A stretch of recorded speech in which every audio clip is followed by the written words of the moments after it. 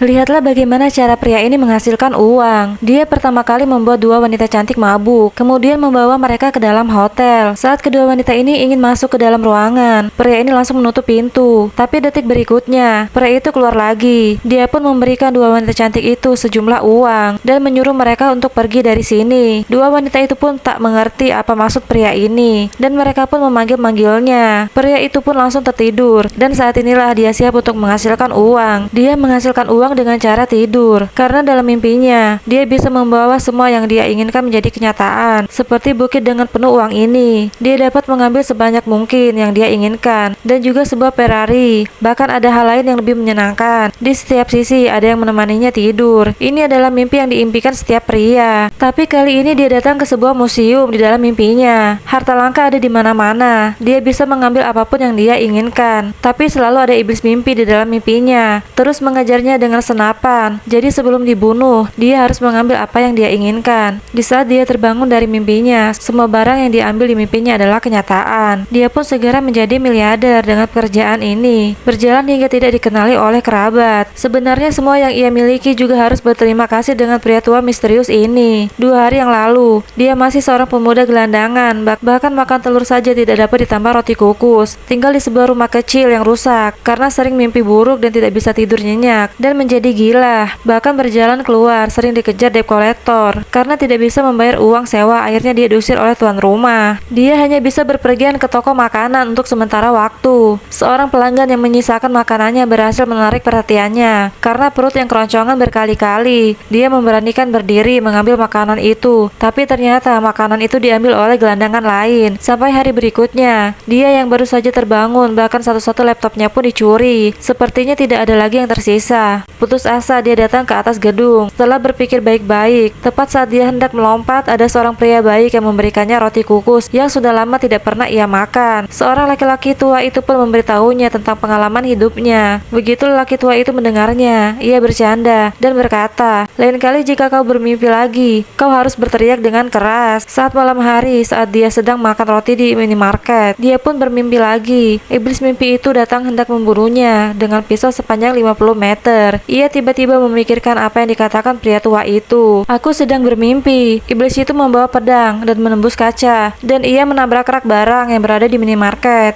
Tapi akhirnya ia membawa pedang legendaris Firaun ke dunia nyata. Dia berlari ke taman dan menampar dirinya sendiri, dan ternyata ini adalah nyata. Dan keesokan harinya ia datang ke pasar antik untuk melihat-lihat. Tidak sengaja beberapa bos berebut untuk membeli pedang besarnya itu. Hanya saja tidak ada harga yang cocok. Akhirnya dia lari ke pegadaian, menggadaikan pedangnya yang sangat berharga itu. Saat dia membuka pintu, beginilah rasanya menjadi orang kaya mendadak. Dia pergi ke mall dan memborong semua barang yang ia butuhkan. Dia pun menjadi orang kaya sekarang. Sekarang dia pun makan di restoran yang paling mahal. Kemudian dia menginap di hotel dan akhirnya dia bisa lagi merasakan mandi pakai air hangat. Setelah selesai, dia mulai menghasilkan uang lagi. Ketika ia menutup matanya, tiba-tiba terdengar ketukan pintu. Dia berpikir mungkinkah ada suatu hal yang istimewa di tengah malam. Ketika ia perlahan membuka pintu, ia pun tidak menemukan apa-apa di luar pintu. Saat ini pintu tertutup secara otomatis. Ia pun buru-buru memutar pegangannya, tapi pegangan pintu itu rusak. Jadi ia sama sekali tidak bisa masuk ke dalam kamar. Ia pun mencoba pergi ke layanan darurat, tapi layanan ini tidak berfungsi. Ketika ia memegang barang antik dan meraihnya, tiba-tiba iblis mimpi itu pun muncul lagi, membawa kampak besar dan terus-menerus menyerangnya. Ia pun buru-buru mengucapkan mantra itu, tapi monster iblis itu terus menyerang. Sekali iblis itu mengibaskan pedangnya, pria itu terpental sejauh mungkin. Pria ini terus merayap ketakutan dan melarikan diri, tapi lagi-lagi iblis itu terus menyerangnya dan hampir saja kampak itu mengenai kepalanya. Dalam hitungan detik, pria itu pun tiba-tiba terbangun dari mimpinya dan dia pun sudah memegang kampak dari iblis yang terbawa dalam mimpinya itu. Ia pun langsung datang ke pegadaian lagi. Kali ini dia menukar dengan harga 60.000 yuan. Mimpi yang menghasilkan uang ini sungguh mengasihkan. Pria ini lalu datang ke kafe. Bisa dilihat dari ekspresinya, pria ini jatuh cinta dengan wanita ini. Mengetahui wanita ini ingin menjual toko karena kekurangan uang, dia tidak bisa membiarkan. "Jika kamu bangkrut, kemana aku akan mendapatkanmu?" Saat tiba malam hari, dia pun bersiap untuk tidur. Masalah ini bisa diatasinya hanya dengan bermimpi. Kali ini ia datang ke dalam lemari besi bank. Melihat segepok uang begitu banyak, pasti sangat enak. Bahkan pintu di depan terbuka sendiri, tidak mempengaruhinya untuk memasukkan uang. Saat ini tiba-tiba iblis di belakangnya datang lagi. Ia pun menampar melemparnya hingga jatuh ke lantai. Pria ini pun tidak panik sama sekali. Ia pun terus memasukkan uang karena dia tahu ketika dia bangun, lukanya akan menghilang. Setelah beberapa saat 2 karung dikemas. Dalam mimpinya dia sudah banyak belajar bagaimana cara menghadapi iblis itu. Terlihat ia menendang iblis mimpi itu hingga terpental. Uang-uang itu secara otomatis lari ke tangannya dengan pikiran. Berikutnya 2 karung uang itu dibawanya ke dunia nyata. Rahasia menghasilkan uang ini hanya diketahui oleh sahabatnya sendiri. Satu orang bertanggung jawab untuk bermimpi, satu orang bertanggung jawab untuk menukarkan uang. Setiap harinya ia selalu membawa barang-barang berharga, semua jenis harta karun, dan barang-barang antik tidak ada habisnya. Dia benar-benar mewujudkan mimpinya sebagai miliarder. Setiap malam, bahkan dia tidur bersama 2 wanita. Tapi demi mendapatkan gadis yang ia sukai, ia langsung membeli tokonya dengan sekoper uang. Dia tidak memikirkan jika tokonya menjadi bangkrut. Selama punya uang, pasti memiliki banyak pelanggan. Melihat pacarnya menderita saat pulang kerja, ingin memberinya sebuah mobil. Ia langsung tidur, bahkan ia langsung saja memiliki sebuah Ferrari. Tidak tahu bagaimana dia mengeluarkannya dari kamar. Saat tidak ada uang, dia tidak bisa tidur, kurus dan lemas. Setelah ada uang, dia sangat energik, melakukan apapun semua benar. Tulis saja skrip dan bisa menjualnya seharga 300.000